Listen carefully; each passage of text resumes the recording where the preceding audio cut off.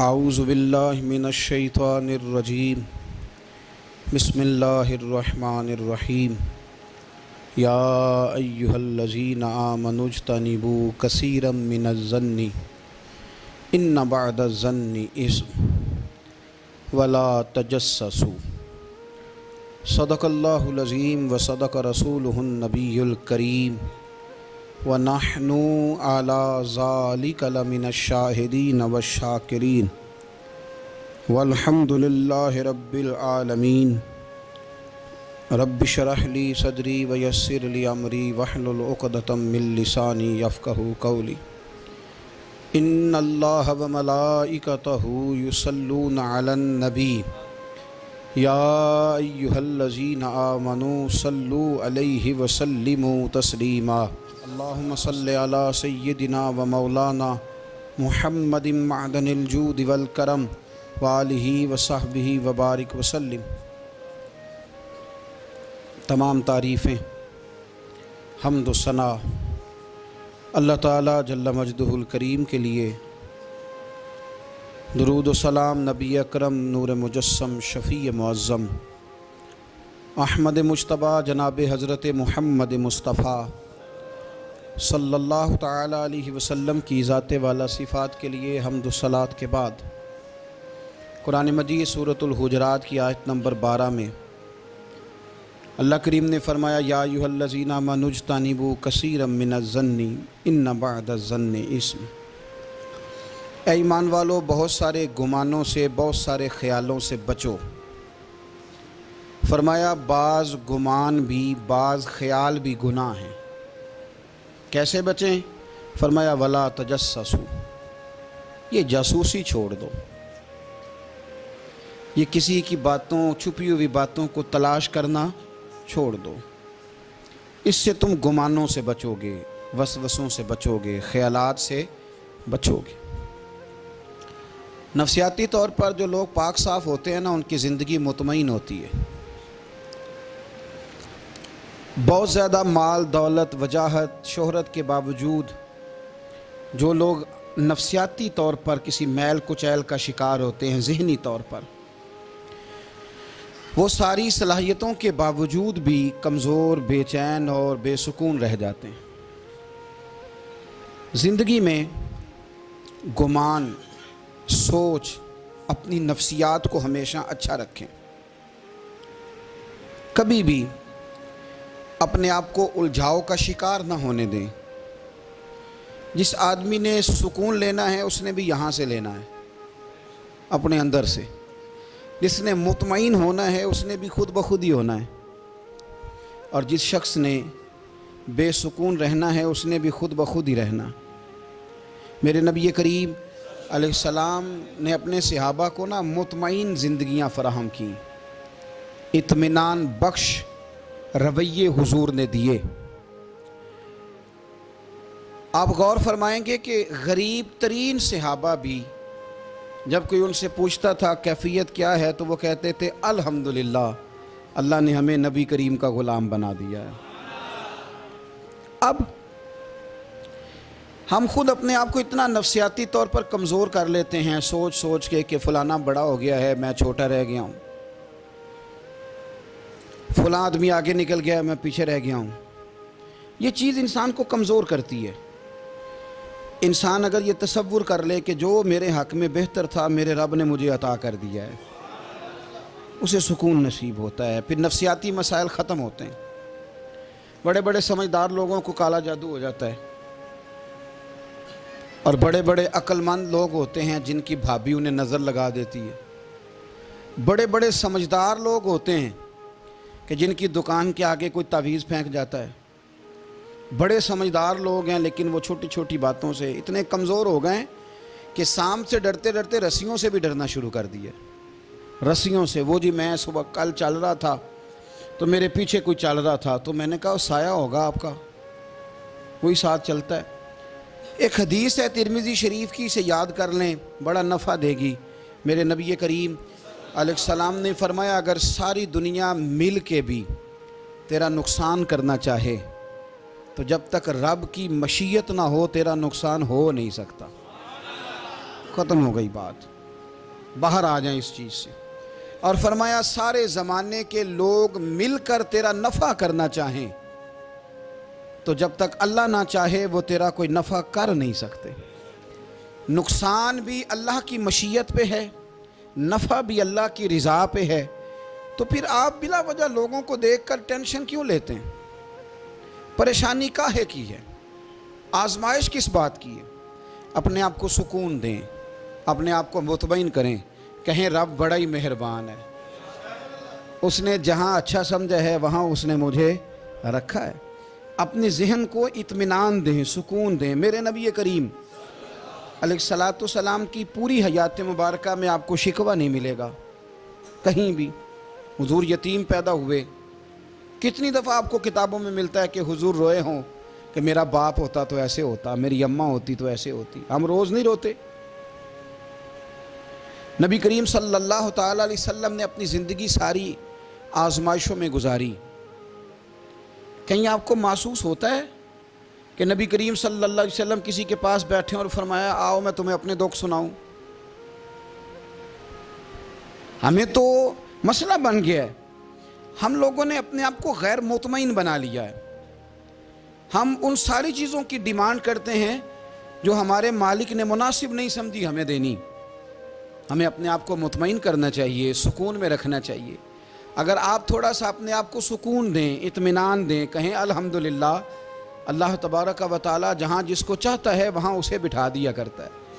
پھر ہم لوگوں کا منصب چھیننا چاہتے ہیں، حسد کرتے ہیں، بغض پیدا ہوتا ہے، عداوت پیدا ہوتی ہے، نقصان ہوتا ہے. فطری طور پر جو صلاحیتیں اللہ نے دی ہوتی ہیں ان کو بھی زنگ لگ جاتا ہے. زنگ لگنے لگتا ہے ان سب چیزوں کو جو اللہ نے اپنے فضل سے ہمیں دی ہوتی ہیں. تو بات کو یاد رکھیں، زندگی میں آپ مطمئن ہو جائیں کہ رب کریم نے جو دیا ہے وہ کمال ہی دیا ہے، کمال ہی. حضور کی ایک زوجہ محترمہ تھی تو ان کے ہاتھ ذرا لمبے تھے، مومنوں کی ماں.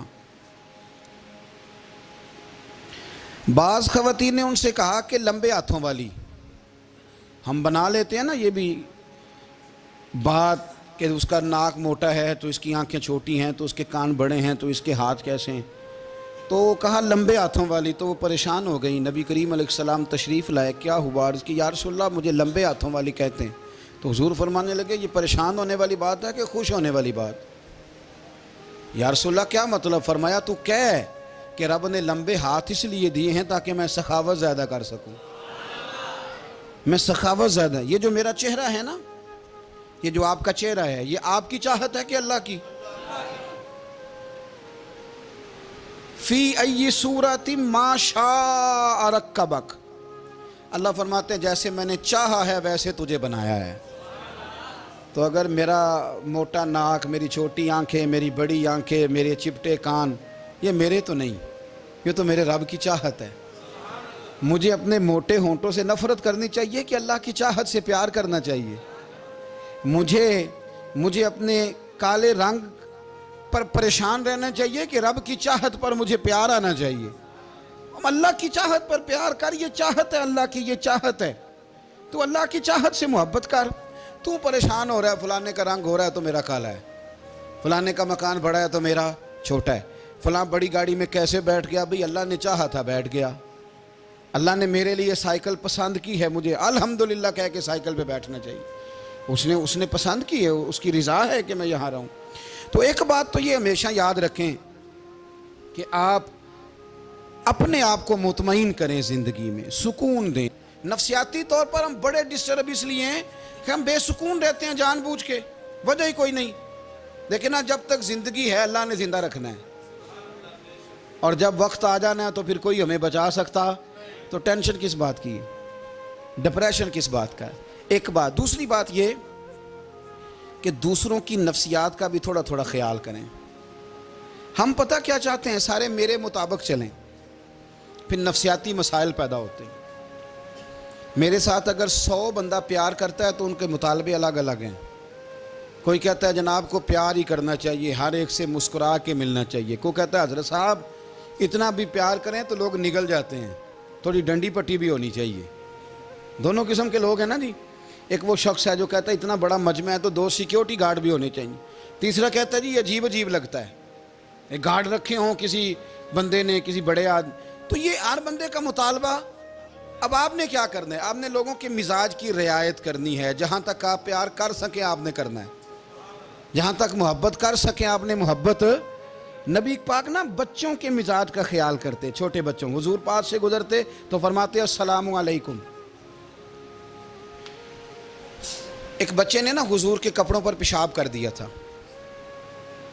اس کی ماں پریشان ہو گئی. بخاری ہے. یا رسول اللہ وہ بچہ تھا پتہ نہیں چلا. تو نبی پاک فرمانے لگے کیا ہو گیا؟ وہ بچہ ہے, اللہ نے پانی پیدا کیا نا, ابھی اس پہ پانی بہائیں گے سب ٹھیک ہو جائے گا. وہ بچہ ہے. لیکن حاجی صاحب گھر میں بگڑ جاتے ہیں. پوتا اگر پیشاب کر دے کہتے ہیں میں نماز پڑھنی ہوں, وہ بگڑ جاتے ہیں. پیر صاحب بگڑ جاتے ہیں اس بات پہ. علامہ صاحب بگڑ جاتے ہیں. سیٹھ صاحب کہتے ہیں پتہ ہی نہیں بچے نے پیشاب کر دیا ہے. حضور نے فرمایا کہ بچہ بچہ ہوتا ہے, وہ چھوٹا ہے, اس کا ایک مزاج ہے, اس کا ایک مطالبہ ہے. اب آپ یہ کہیں کہ وہ بڑا مجھے پاک صاف سمجھتا ہے تو اس رویے سے میرے ساتھ وہ ملاقات کرے. آپ اس کے مزاج کی رعایت کریں گے. نبی کریم کے غلام کے بیٹے ہیں حضرت اسامہ بن زید.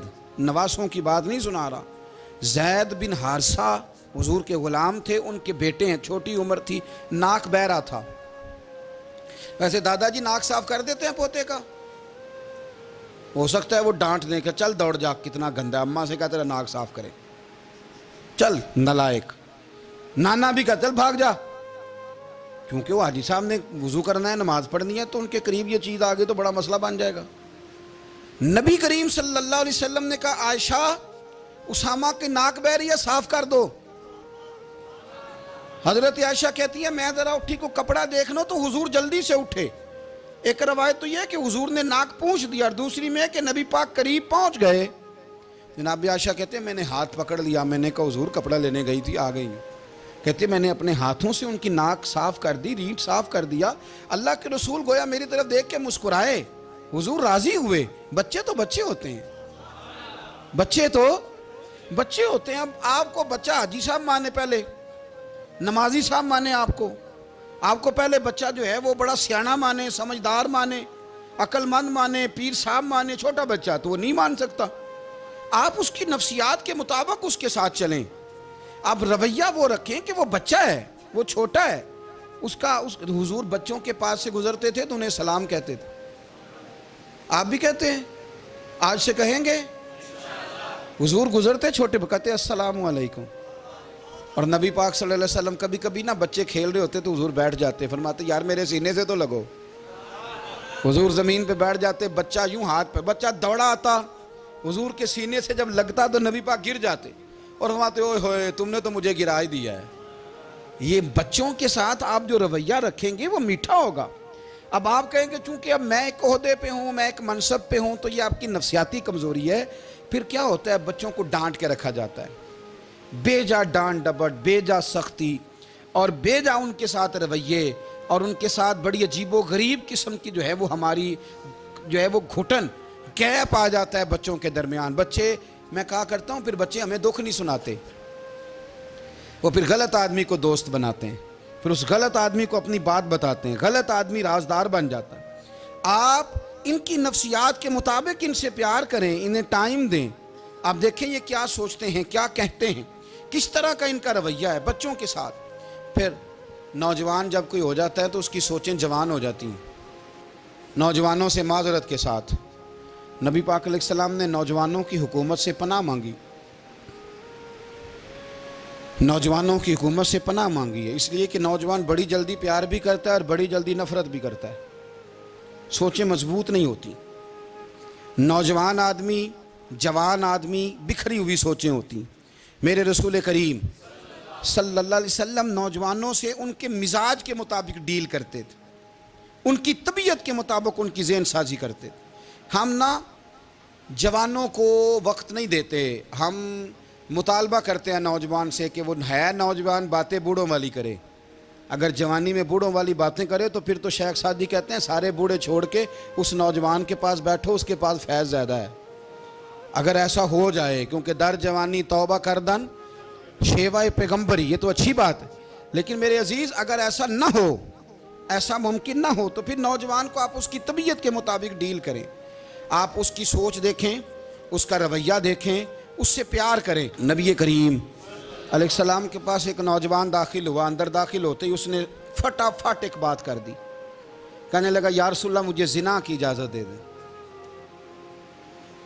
میرے جذبات بہت بھٹک گئے، میں روک نہیں سکتا۔ ہمارے ہاں ہمارے گھر میں کوئی فون کرے تو ہم غیرت مند بن جاتے ہیں، میری غیرت کو گوارا نہیں کہ کوئی میرے گھر میں فون کرے، اور اگر میں کسی کے گھر میں فون کروں تو پھر غیرت کدھر گئی؟ پھر بھی آپ غیرت مند نہیں صاحب، پھر بھی آپ غیرت مند نہیں۔ اگر آپ کسی کے گھر فون کرتے ہیں تو آپ غیرت مند نہیں، تو یاد رکھیں اگر آپ یہ حرکت کر رہے ہیں تو پھر آپ کو بھی تھوڑا احساس ہونا چاہیے نا۔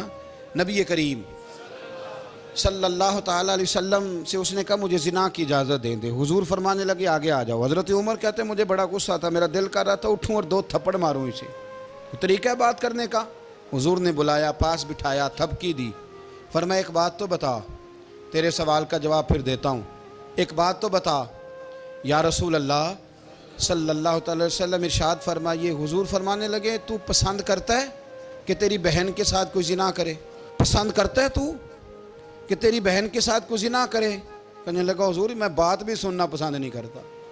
تیری بیٹی کے ساتھ؟ کہنے لگا حضور زبان اس کی کھینچ لوں گا جو یہ بات کرے گا۔ کہا تیری ماں، تیری پھپھی، خالہ کا؟ حضور خبردار کسی بندے کو میں اجازت نہیں دوں گا۔ تو رسول کریم فرمانے لگے جس سے تو زنا کی اجازت مانگ رہا ہے وہ بھی تو کسی کی بہن ہے نا، وہ بھی تو کسی کی بیٹی ہے۔ جو غیرت، جو حمیت تجھے اپنے گھر کے بارے میں آتی ہے وہ دوسرے کے بارے میں کیوں نہیں آتی؟ جب نبی کریم نے اس نوجوان کو اس کے مزاج کے مطابق سمجھایا تو اس کی آنکھوں میں آنسو آ گئے، عرض کرنے لگا یا رسول اللہ صلی اللہ تعالیٰ علیہ وسلم حضور زنا کی ارادہ تو ایک طرف، آج کے بعد میری زبان پر اس کا نام بھی نہیں آئے گا۔ آپ سامنے والے کی نفسیات کو دیکھیں، آپ اپنے موڈ میں نہ رہیں۔ مجھے بڑی اچھی طرح یاد ہے ایک دفعہ نا مسجد میں ایک بچے نے نا آدھی بازوؤں کی شرٹ پہن کے نماز پڑھی، ایک بابا جی نے ان کو نا منع کیا، کہنے پورا کپڑے پا کے آیا کر، پتہ نہیں تمہیں؟ وہ کہنے لگا، بچہ کہنے لگا نماز ہو جاتی ہے، بازو آپ فولڈ کر کے ایسے کر کے بڑے بازوؤں فولڈ کر کے پڑھیں گے تو کراہت ہے، لیکن ویسے بھی آدھے بازوؤں والی شرٹ میں نماز ہو جاتی ہے، لیکن اچھا عمل نہیں، اچھا یہی ہے کہ آپ کے بازو پورے ہوں۔ تو بزرگ ان سے کہنے پورے کپڑے پہنو، کہنے لگا بھئی ہو جاتی ہے نماز، میں بھی تھا۔ تو مجھے انہوں نے کہا جی حضرت صاحب بات سننا، میں نے کہا جی حکم۔ کہنے لگے ان کپڑوں میں نماز ہو جاتی ہے؟ میں نے کہا جی ہو جاتی ہے۔ کہندے لگتا ہے منڈا چودھریاں دا ہے، منڈا لگتا ہے چودھریاں دا ہے۔ فٹافٹ اسی وقت انہی پیروں پہ میں کہا جی ہے واقعی چودھریاں دا بچہ، لیکن مسئلہ یہ ہے کہ دین چودھری کے لیے بھی وہی ہے اور غریب کے لیے بھی۔ تو آپ اس بچے بیچارے کو اندر آنے تو دیں، اس کو مسجد میں داخل ہونے دیں، انشاءاللہ کپڑے بھی ٹھیک پہن کے آ ہی جائے گا۔ لیکن ہم نے تو ذہن بنا لیا ہے کہ ہم نے اپنی مرضی کے مطابق لوگوں کو قابو کرنا ہے۔ ہم لوگوں کی ذہن کے مطابق اترنے کو تیار نہیں، بس سارے میرے مطابق چلیں۔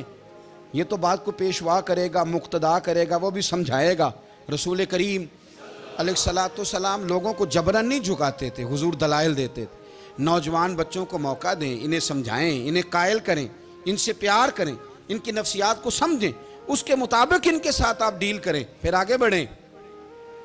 عورتوں کے بارے میں میرے نبی کریم علیہ السلام نے بڑی نصیحت فرمائی ہے۔ محبوب کریم فرمانے لگے عورت ٹیڑھی پسلی سے پیدا کی گئی ہے، سیدھا کرنا چاہو گے ٹوٹ جائے گی، کہ جیسی ہے اس کے ساتھ ویسے ہی گزارا کرو، اس کی نفسیات کو سمجھ جاؤ۔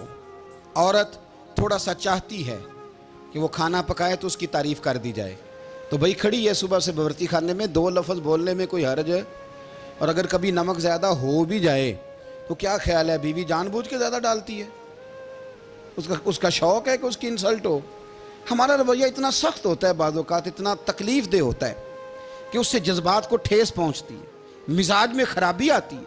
تھوڑی تعریف دیکھیں، عورت چاہتی ہے تھوڑا سا کہ میرے خاندان والے، میرے سسرال والے میری تھوڑی عزت کریں، تو وہ اگر سارا کچھ چھوڑ چھاڑ کے آ گئی ہے تو جس طرح ہم اپنی بیٹی کے لیے ذہن رکھتے ہیں عزت کا، اگر تھوڑا اس کے لیے بھی بنا لیں گے تو میرا خیال ہے کوئی حرج والی بات ہم نا لوگوں کا خیال رکھنے کی بجائے لوگوں کو چڑھاتے ہیں.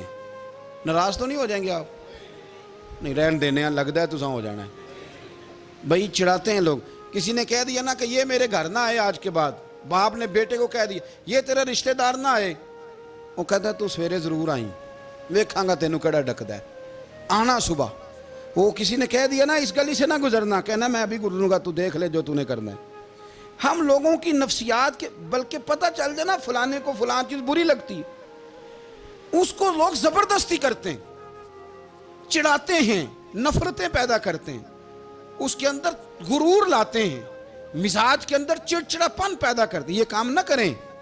آپ اپنے لیے کیا گراؤنڈ بنا رہے ہیں کہ لوگ آپ سے نفرت کریں، لوگ تکلیف دیں آپ کو. یہ نوجوان بچے کسی نے ہارن دے دیا گاڑی کا، تو آپ اس نے گاڑی پیچھے کرنی ہی نہیں، وہ ماں بدولت کو ہارن بجا دیا ہے. یہ مہذب قوموں کا یہ رویہ نہیں ہوتا. یہ تو وہ قومیں ہیں جو مطلب بڑی تنگ ہیں اپنے آپ سے. یہ بڑے آوازار لوگ ہیں. ٹھنڈے رہیں، میٹھے رہیں، پیار کریں، دوسروں کے جذبات کا احساس کریں. نبی کریم صلی اللہ تعالیٰ علیہ وسلم نے ایک دن حضرت عائشہ صدیقہ سے کہا عائشہ تیرے ساتھ ایک بات نہ کروں، حضور کریں. فرمایا جب تو ناراض ہوتی ہے تب بھی مجھے پتہ چل جاتا ہے، اور جب تو راضی ہوتی ہے تب بھی مجھے خبر ہو جاتی ہے. اتنا دھیان رکھتے ہیں خاوند گھر میں کہ اب اس کی پوزیشن کیا ہے اور اب یہ کیا سوچتی ہے اور کس بات پہ اس کو جو ہے وہ ناراضگی ہوتی ہے. مجھے جب تو راضی ہوتی ہے تب بھی پتہ ہوتا ہے ناراض. تو حضرت عائشہ کہتی ہے نہیں نہیں حضور ایسی تو بات ہی کوئی نہیں، آپ بتائیں. تو حضور فرمانے لگے جب میں کسی اور زوجہ کے پاس تھوڑا وقت گزار لیتا ہوں زیادہ، اور جب میں آتا ہوں تو ناراض ہوتی ہے. یا رسول اللہ آپ کو کیسے پتا؟ فرمایا بتاؤں؟ حضور بتائیں. فرمایا اس وقت جب تو قسم اٹھاتی ہے تو کہتی ہے لا و رب ابراہیم، مجھے ابراہیم کے رب کی قسم. اور جب تو مجھ سے راضی ہوتی ہے تو کہتی ہے لا و رب محمد، مجھے محمد کے رب کی قسم. تو پھر حضرت ابراہیم کا نام لے لے کے حضرت عائشہ کہنے لگی محبوبہ قربان جاؤں، بات بالکل ٹھیک ہے. ایسے ہی ہے یا رسول اللہ، بالکل بالکل ایسے ہی ہے. جب تھوڑی خفگی ہوتی ہے تو میں یہ کام، تو حضور تو لوگوں کے مزاج کا خیال کرتے تھے. نبی کریم کو تو پتہ ہوتا تھا، لیکن ماں بدولت کہتے ہیں سارے میری مرضی کے مطابق چلیں. ہاں میں نے زندگی میں یہ تجربہ بھی کیا ہے کہ آپ لوگوں کا خیال رکھنے لگ جاتے ہیں تو لوگ خراب بھی ہو جاتے ہیں، اس میں کوئی شک نہیں. وہ سمجھتے ہیں شاید میری ضرورت بڑی ہے. نہ یہ بات نہیں بھائی، بات کچھ اور ہے. حضور رحمت اللہ للعالمین ہے نا، تو کافر ہے یا منافق ہے، حضور کی تو ڈیوٹی ہے پیار کرنا. لیکن کافر کو تو چاہیے نا کلمہ پڑھے، منافق کو تو چاہیے نا مومن بنے. او بھائی میں نے کہا وہ بزرگ ہیں، ان کی ذمہ داری ہی پیار کرنا ہے، وہ جو بھی جائے گا اس سے. لیکن تو بتا تو نے پیار میں سے سیکھا کیا ہے، لیا کیا ہے، تیرے اوپر اثر کیا ہے. پیار کرنا، شفقت کرنا اور ہے، یہ جملہ میرا یاد رکھنا. پیار کرنا کسی سے اور ہے اور اس سے راضی رہنا یہ بات اور ہے. کسی پر شفقت کرنا اور ہے اور اس بندے سے راضی رہنا، یہ آپ دیکھیں کہ وہ راضی ہے آپ سے کہ نہیں، کہ خالی پیار ہے، خالی شفقت ہے. شفقت تو مجبوری ہے، کرنی ہے. تو میرے عزیز یاد رکھیں نبی کریم تھوڑا تھوڑا خیال کرتے، دیکھتے بندہ اس کے مزاج کے مطابق. دیہاتی آتا تو حضور اس کا بھی خیال کرتے. حضرت ظاہر دیہاتی تھے، وہ آتے تھے ترکاریاں لے کے گاؤں سے. نبی کریم صلی اللہ علیہ وسلم پیار کرتے تھے. وہ کئی دفعہ عجیب و غریب باتیں بھی کرتے تھے، حضور محبت سے پیش آتے تھے. آپ سب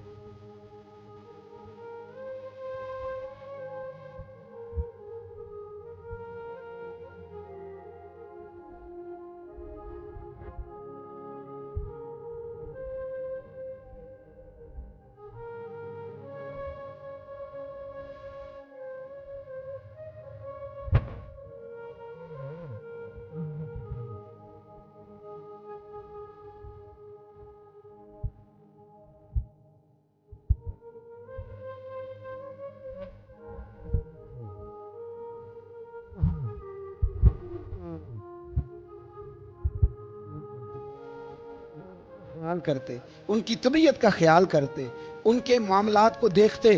میرے رسول پاک علیہ السلام تو دیکھتے کون شخص کس طرح کا ہے، کس رویے کا ہے، کس انداز کا ہے، اس کو اس کے مطابق عزت دیتے، وقار دیتے، نواز دیتے، اس شخص کا اس طرح کا اکرام کرتے.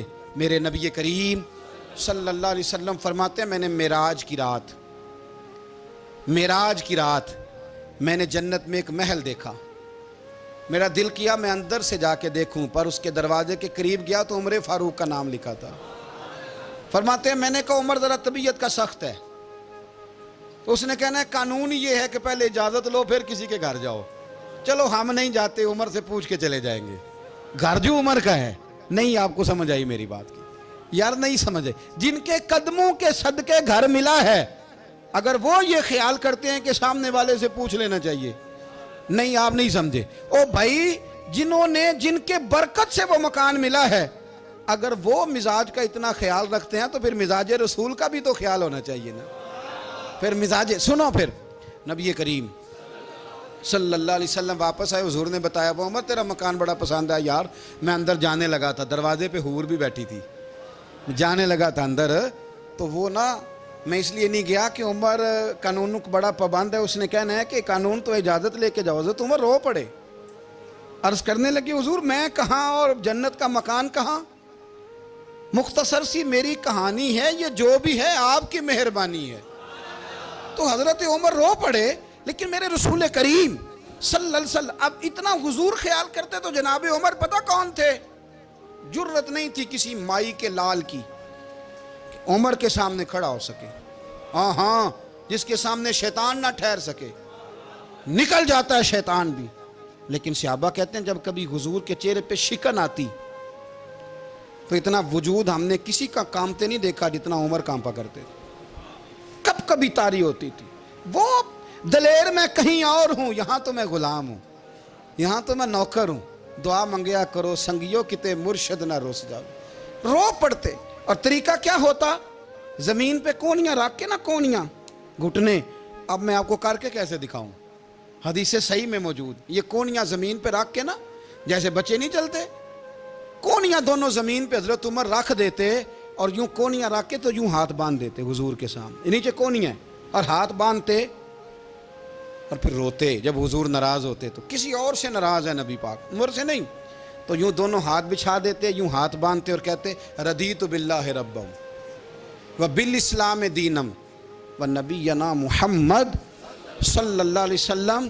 یا رسول اللہ میں بڑا راضی ہوں کہ اللہ میرا رب ہے، حضور میں بڑا راضی ہوں، حضور میں بڑا راضی ہوں کہ اسلام میرا دین ہے، و محمد نبیم و رسولہ، اور میں بڑا راضی ہوں کہ اللہ نے محمد کو نبی اور رسول بنایا ہے۔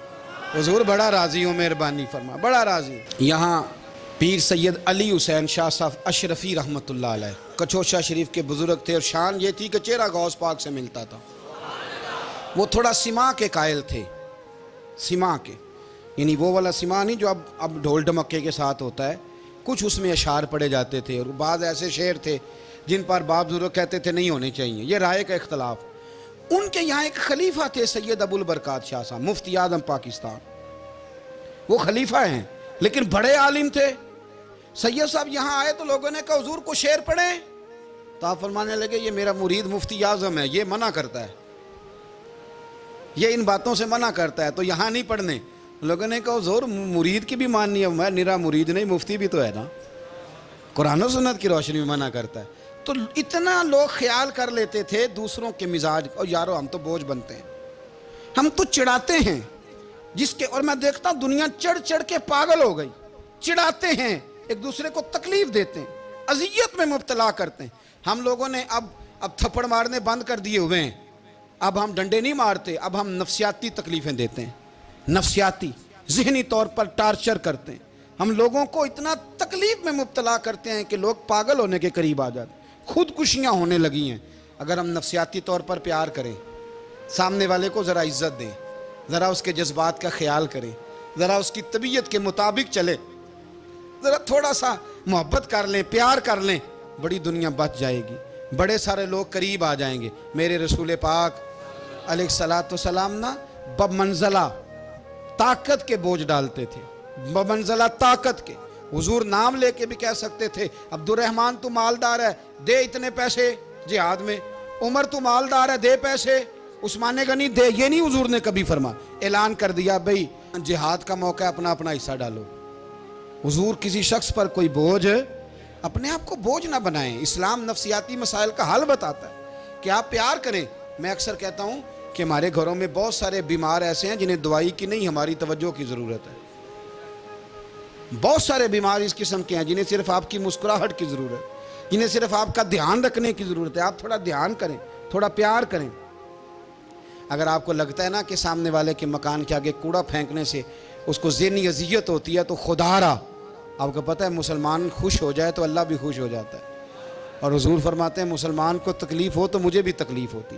اس لیے ایک تو اپنے آپ کو خود مطمئن کریں، دوسروں سے مطالبہ نہ کریں، اور آپ کوشش کریں دوسروں کے مزاج کے مطابق، ان کی طبیعت کے مطابق آپ شرعی تقاضوں کے اندر رہ کے آپ کوشش کریں کہ سامنے والا ہماری وجہ سے چڑے نہ، اسے اذیت نہ پہنچے، اسے تکلیف نہ ہو، ہمیشہ مدحت خیر الانام میں گزرے۔